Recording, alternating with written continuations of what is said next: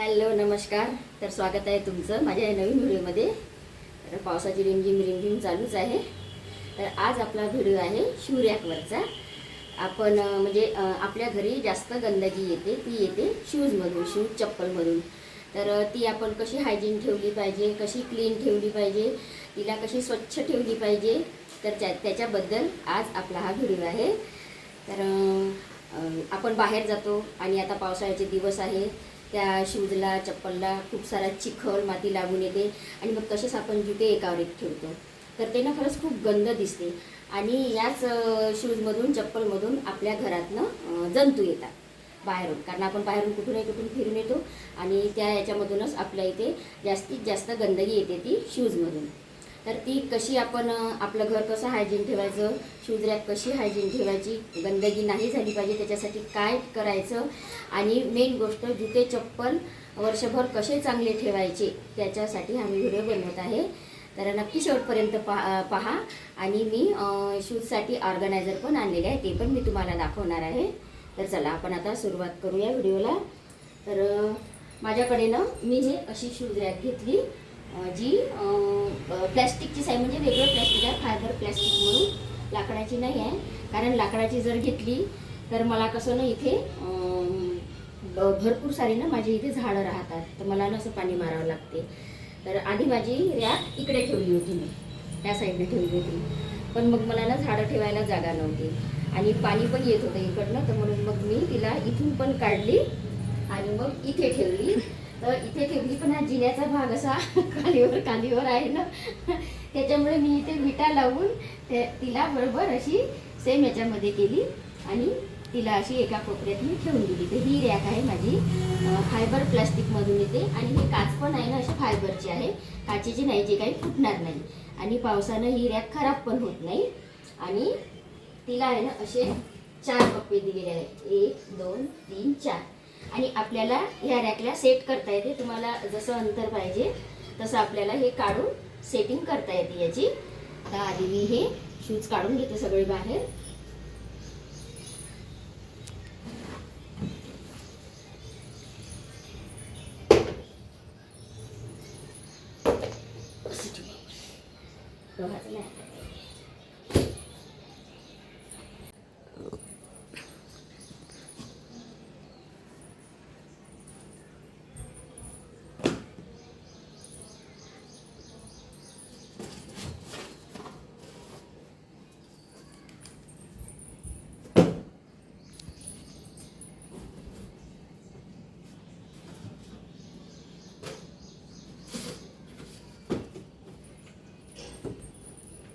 बघा किती सारी धूळ राहते याच्यावर.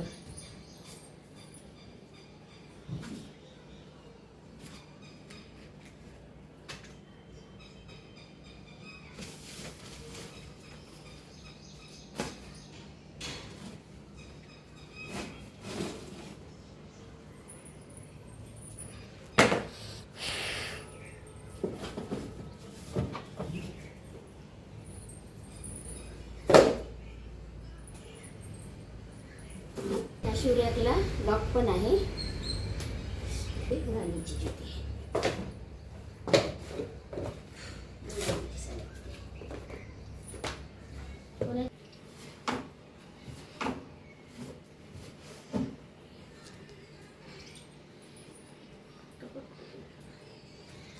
तर आधी मी ही रॅक स्वच्छ अशी पुसून घेते.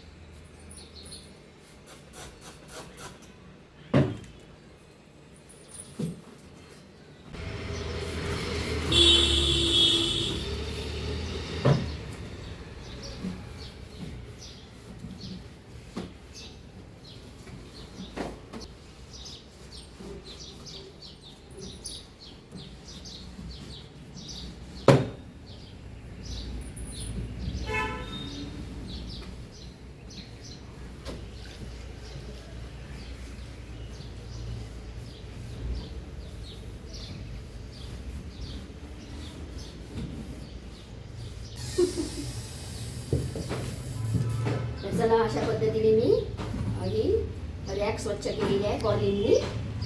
बघा किती स्वच्छ दिसते. आणि आपण आहे ना जास्त घराकडे जास्त लक्ष देतो. बेडरूम स्वच्छ, किचन स्वच्छ, घराची क्लिनिंग नेहमी करत असतो, पण शू रॅककडे आपलं कधीही लक्ष जात नाही.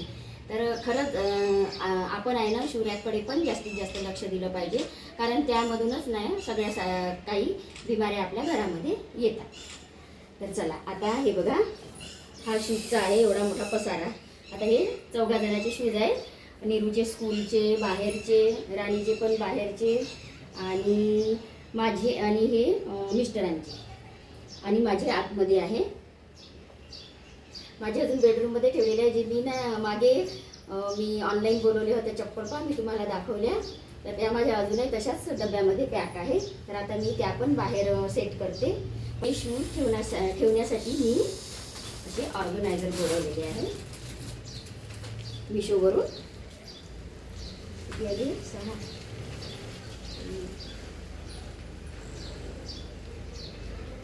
हे 6 ऑर्गनायझर आहे. तर याच्यामध्ये ना मी मोठे शूज ठेवेल, आणि जे नीरूची आहे स्पेशली नीरूच्या जुत्यासाठी मी अशी बॅग बोलवलेली आहे. सॉरी बोलवली नाही, मागवली आहे, ऑर्डर केलेली आहे. मला एका ताईने कमेंट केली होती, मी नेहमी ऑर्डर करते वस्तू आणि दादू मागे पडशील, बोलवली म्हणते ना. तर मला एका ताईने कमेंट केली की ताई बोलवली नका म्हणून, मागवली म्हणा. तर खरंच बोलवली म्हणजे आमंत्रण देणे होते, आणि मागवणे म्हणजे ऑर्डर करणं होते. तर सॉरी, पुन्हा मला तो आपला जो नेहमीचा शब्द राहते ना तोच आला. तर मी हे ऑर्डर केलेलं आहे मिशोवरून. त्याच्यामध्ये तर ही अशी बॅग टाईप आहे. आपल्याला कुठे प्रवासाला वगैरे जायचं असलं तर मग खूप सारी जुते आपण अशी वेगवेगळ्या डब्यामध्ये तर नेऊ शकत नाही, कारण त्याचं ओझं वेगळं होणार, कपड्यांचं ओझं वेगळं होणार. तर म्हणून अशा ह्या बॅगमध्ये सगळ्यांचेच जुते चप्पल म्हणजे बसतात याच्यामध्ये, आणि आपण असं हे कॅरी करून, असं चेन लावून असं कॅरी करून एक बॅग म्हणून घेऊन जाऊ शकतो. बाहेर कुठे आपल्याला बाहेरगावी लग्नाला वगैरे किंवा कुठे जायचं असलं तर आपले वेगवेगळ्या साडीवरचे आणि ड्रेसवरचे तर शूज आणि चप्पल तर असतातच. त्याच्यासाठी ना हे ऑर्गनायझर खूप छान आहे. तर आता याच्यामध्ये मी फक्त नीरूचे ठेवणार शूज. नाही स्कूलचे, याचे स्कूलचे तर मी बाहेरच ठेवणार, कारण की रोज त्याला घालावं लागते. जेव्हा अजून रे तर बघा अशा ऑर्गनायझरमध्ये ना अजून छान छान ऑर्गनायझर येतात. ते प्लॅस्टिकचे वगैरे असे, म्हणजे खाली पण एक जोड राहतो, त्याच्यावरती पण एक जोड राहतो. आणि मी तसे नाही घेतले, खराब झाले असते, म्हणून मी अशा पद्धतीचे बोलवले जेणेकरून त्याच्यावर धूळ बसणार नाही.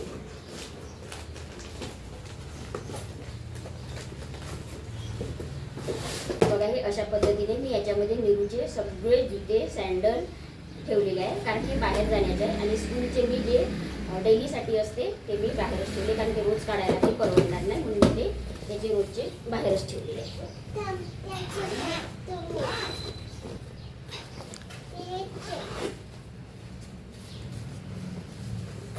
तर बघा ही बॅग ना अशी ऑर्गनाइज झालेली आहे. आता कुठे जायचं असलं लवकर तर नीरूचे जुते चप्पल लवकर सापडणार नाही, तर प्रत्येक बॉक्स शोधत बसावा लागत होता. आणि हे आहे अशा पद्धतीचे. हे बघा समोरून असं दिसते, याच्यातून प्लॅस्टिक मधून.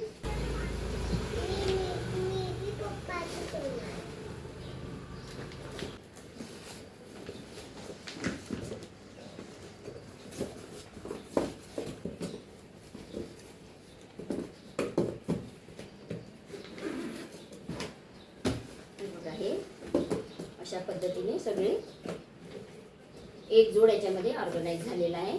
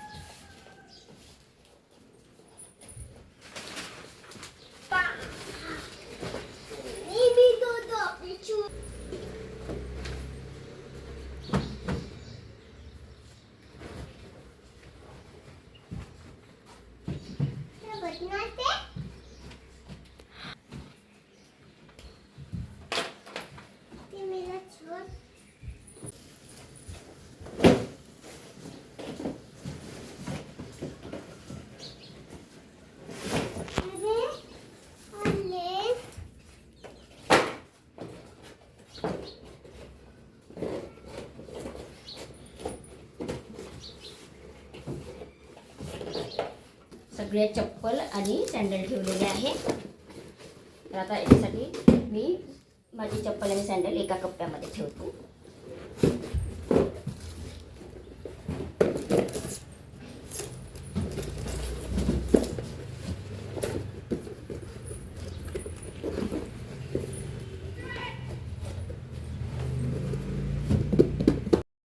तर आता इथे मी शूजला जे पॉलिश मारायचे ब्रश आणि हे लिक्विड वगैरे असते ते एका बॉक्समध्ये ठेवून देते.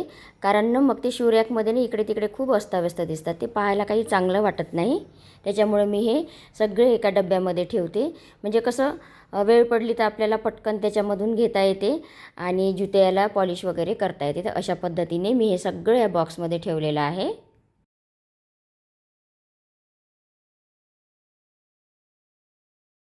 तर बघा अशा पद्धतीने ही शू रॅक ऑर्गनाइज झालेली आहे आणि एकदम छान पण दिसत आहे. आणि सगळ्यात खाली माझ्या चप्पल ठेवलेल्या आहे याच्यामध्ये.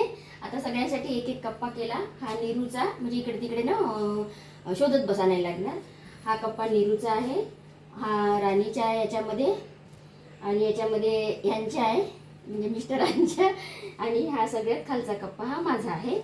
तर अशा पद्धतीने मी ही शू रॅक ऑर्गनाइज केलेली आहे.